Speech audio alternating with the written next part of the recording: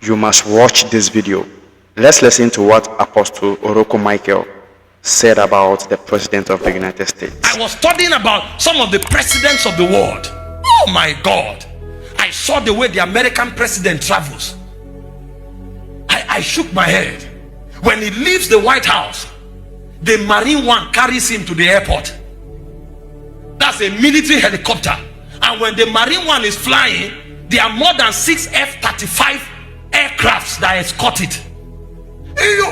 What they call F-35, one is worth over $40 million.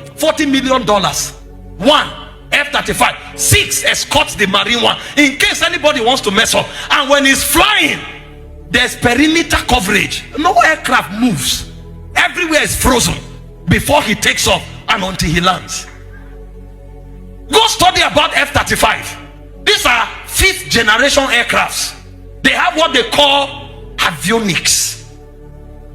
Stealth avionics. You know what it means? Radar don't dictate them.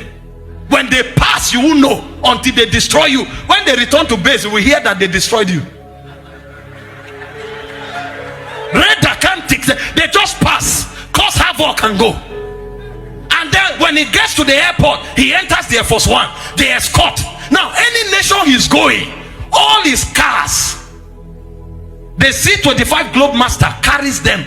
So if he's coming to your country, there's no car in your country that can drive him. So they have to bring the Cadillac One or the Beast, 2 of them with 6 other vehicles into your country. The cars will land, wait, then he lands. And then when he's landing, your airport is frozen. He lands, any street is passing 15 minutes to 30 minutes, nobody passes. So if the road passes in front of your house, either you go early or you are locked away in your country, because the president of another country is passing. Is that the person that will say I love you and leave the throne for you? No. Now the one we are talking about is greater than all the presidents in the world combined. All of them, all the monarchs, all the presidents combined, he is greater than them. Then because of you, see what the Bible said. Go to verse 5, Philippians 2. If we have the message, let's read it. Because of you, the one greater than monarchs, greater than presidents, because of you, the Bible said, think of yourselves the way Christ thought of himself. He said, verse 6, please help me fast. He had equal status with God, but didn't think so much of himself that he had to cling to the advantages of that status no matter what.